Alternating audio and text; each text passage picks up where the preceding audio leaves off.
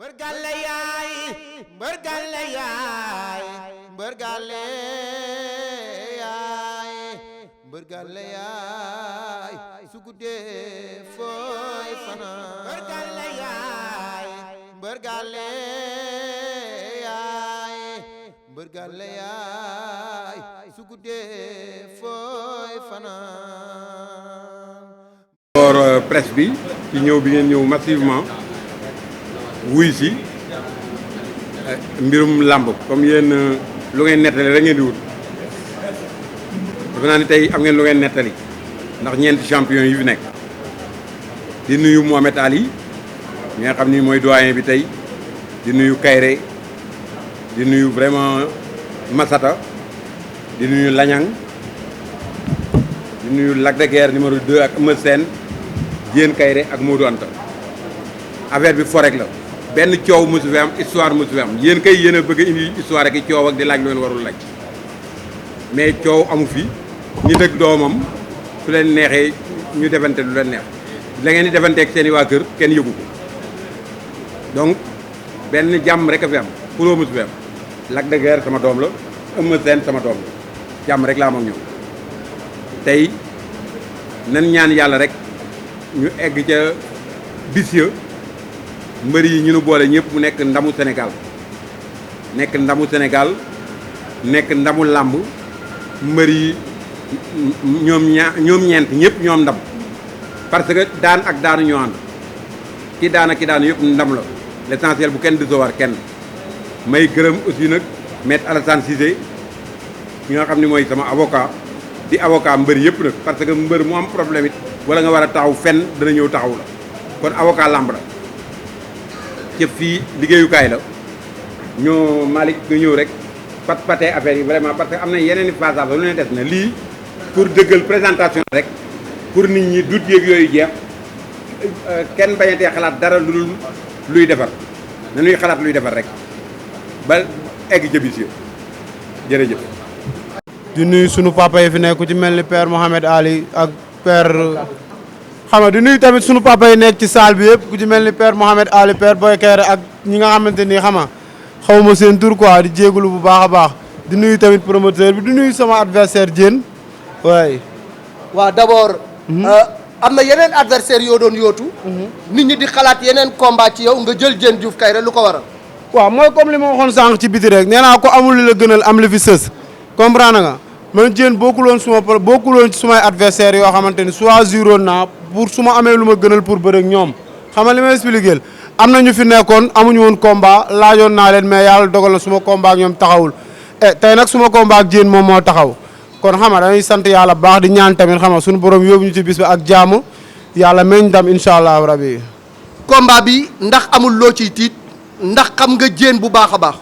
non Diène xam naa ko nii rek comme ni ma ko xamee ci làmb rek wax dëgg yàlla muy bëre tamit ma di ko seetaan loolu rek laa xam ci moom mais xam naa ne tamit champion la daal dama koy ñaanal wér rek xam nga di ko xamal ne tamit am na combat daal waaw na góorgóorlu bu baax a baax a baax. lu tax am na combat. non dama xam ne am na combat rek yàlla xam na ne am na combat. parce que tamit xam nga waaw combat bëggoon na ko mais yàlla dogal na ko kon am na combat na jàpp ni tey ji moom mu ngi doog a am combat ci carrière am loolu moom dama koy teel wax moom mu def ko ci boppam bàyyi ko xel. kon daal du yomb. non du yomb moom bu mu ko sax xalaat. bilaay walaay talaay. mbër liggéeyal de yaag say mbokk te xam ne am nga combat nag waaw bu bis bu arbitre bi soufflé bilaay foo nekk naa la fekk yàlla xam na loolu. Aïcha Diène. ñëw yàgg nga bëgg combat bi. mais yàlla mi koy soog a dogal yeneen adversaire la doon séntu yu dul yow. dëgg la mais nag bii moom yow la ak moom. ak moom waaw dëgg la père xam nga avant tout ñoo ngi nuyu xam nga ñi nekk salle bi yëpp di leen ziar di leen jox seen wàccuwaay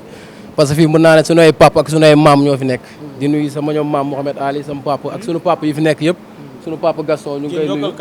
sunu papa Gaston ñu ngi koy nuyu bu baax parce que koo xam ne sa papa la daan jox avance comprendre nga ba léegi tey mu ñu jox avance dañ koy sant yàlla di ko ñaanal mu dem bay tëgg sunu ay sët ñun làmb ji incha allah loolu lañ koy ñaanal xam nga di ko ñaanal gudd fan wér gu yaram xam nga di ko ñaanal lépp incha allah di nuyu sama adversaire Modou Anta tamit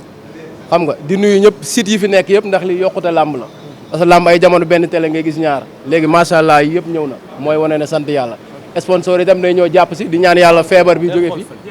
di ñaan yàlla feebar bi jóge fi corona bi jóge fi sama adversaire nag li mu wax dégg naa ko bu baax parce que boobu ba léegi mu ngi wax même avant combat bi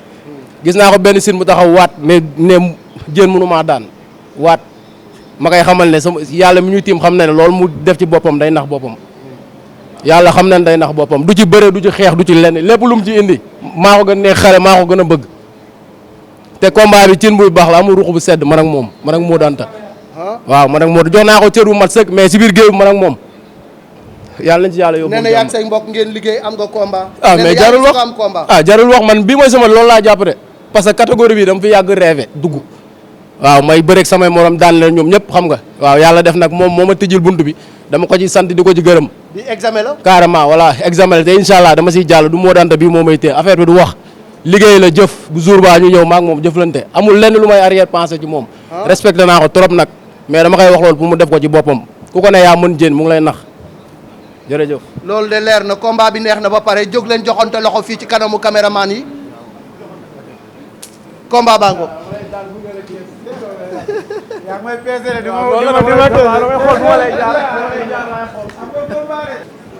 ci li ñu tudde woon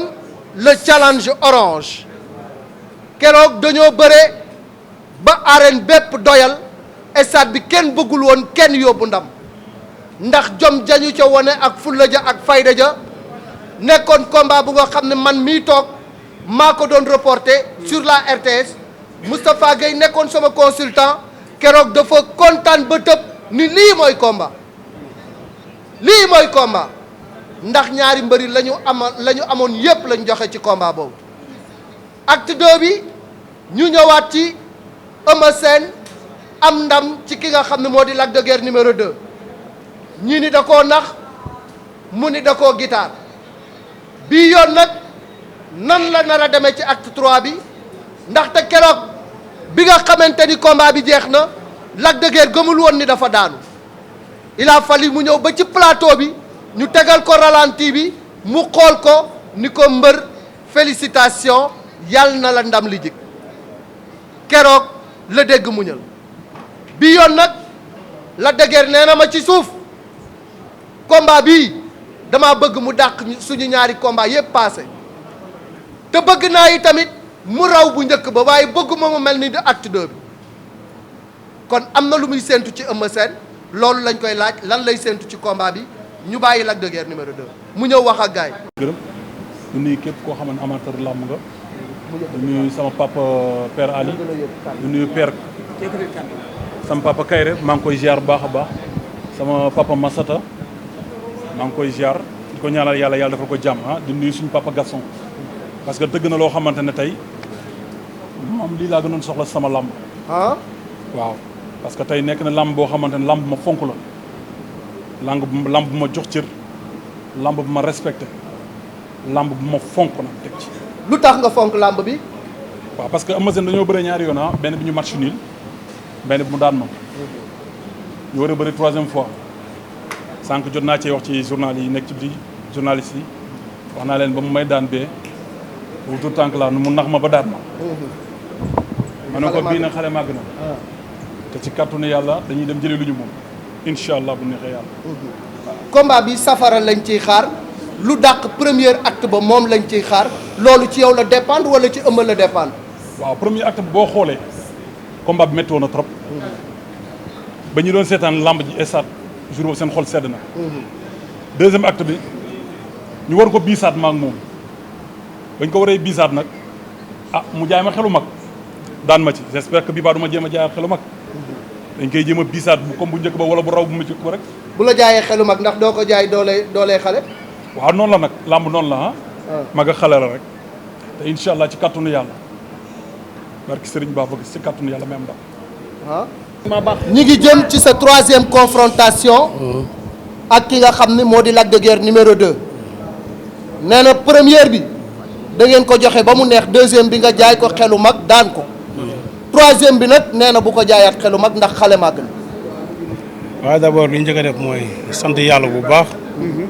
di julli ci yonent bi sallallahu alayhi wa sallam di gërëm suñu ñaari waajur yu mag di nuyu kilifa diine yi di nuyu kilifa aada yi di nuyu Père Ali di nuyu suñu doyen Kayre maître Kayre waaw di nuyu suma gars yi jàmbaar maa di nuyu Masata waaw di nuyu Landiang di nuyu fi nekk yëpp ak Père Gasson ku lim rek da ngay juum. waaw nee na acte 3 bi. acte 2 bi da nga koo naxoon. ba guitare ko. waaw acte 3 bi nag nee na xale màgg na doo ko naxaat. waaw loolu moom ñu ñëpp ay xale ñëpp ay morom lañ rek fii mag ak xale amu fi ñëpp ay morom lañ dañoo bëri woon yàlla def ñu match niil ñu bëriwaat yàlla suñu borom yàlla mu dara tawul def ma daan ko. kon ñu ngi dajawaat dañuy ñaan yàlla suñu borom ndam rek. muy mbër moo xam mu xam la lool. waaw loolu am la.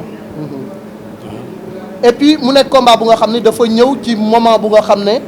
Eumeu dafa yoroon titre roi des arènes ñàkk ko. am lu mu ameel waa Pikine parce que keroog waa Pikine ni nga ñàkkee da leen a métti nga war leen a fay bor sa diggante ak Lac de Guiers nekk premier combat après défaite boobu. waaw combat la bu ñu fonk parce que tout le temps lu may wax rek ni champion ñu koy xam ci retour am. làmb la nag mais nag bés bu ñu fonk la waaw bés bu ñu fonk la trop. waaw ñu ngi ñaan yàlla suñu borom bi dara tawul yàlla suñu borom yàlla ñu yàlla may ndam. mais bés bu ñu fonk la yaakaar naa ni wax tuuti jëf lu bëri moom moo ma jëg. waaw man wax mu néew ma ko noonu. waaw mais nag làmb la dinañ ko préparer ni ñu ko war a préparer li ci war a dinañ ko def. premier bi da ngeen match nul deuxième bi nga guitare ko troisième bi loo fas yéene. ñaan yàlla may ñu ndam rek li xew ci bis bi yàlla su ma ko xam. mais ñu ngi ñaan ndam te am nañ ci yaakaar bu baax a baax. est-ce que mën nañu xaar combat bi gën a neex seen ñaar yi ngeen dépassé. waaw lu mën a nekk la. parce que nu ma déggee nu mu waxee yaakaar naa bu ko arbitre sifflé dina bëre de dina xeex dina bëre. si nu mu waxee nag waaw jàpp naa ni bon combat bi kon mu ko waxee rek lu mu gën a bëgg ci àddunaam la combat bu mu yaa xamti woon la man maa ngi koy dégg fan yëpp tey tamit aussi dëggal na ko. waaw kon combat la rek combat la kon yeneen combat yi rek. waaw mais nag yàlla baax na ñu ngi ñaan yàlla may ñu ndam. li weddiwuma ko mais sama combat ak moom bu mujj bii nii ba arbitre waaj sifflé coup bi ma ko dóor moom moo taxaw wax carrément ne Lac de Guiers 2 moo ma dóor coup boo xam ne ba mu ne nii sama làmmiñ day génn lan la journal yaa ngi fi looy wax di waxaat. waaw d'accord man moom non garaaw wi ma. yàlla non garaaw làmb la non garaaw nañ ko bàyyi rek mu wax. non lax man moom yàlla xam na ne wax mënewuma ko. xam nga man du ma mënuma loolu. làmb la moom na gérer détail yooyu. ok yàlla baax na. ñu ngi ñaan yàlla suñu borom mu may ñu dam mais wax ju bëri bi mënuma ko. voilà merci. kàddu gu mujj gi lan la. ayca léegi ñëw leen fii yéen ñaar yéen sama gars yi génn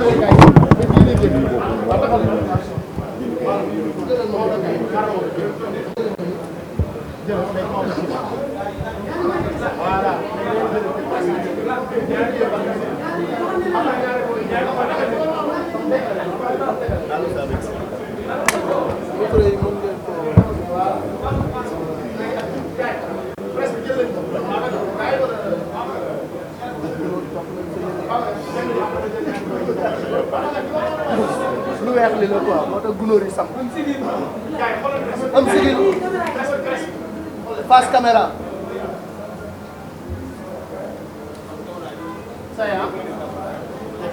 merci léegi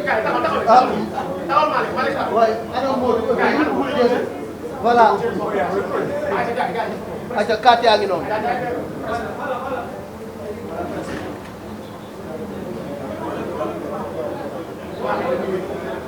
mbër gàlle yaay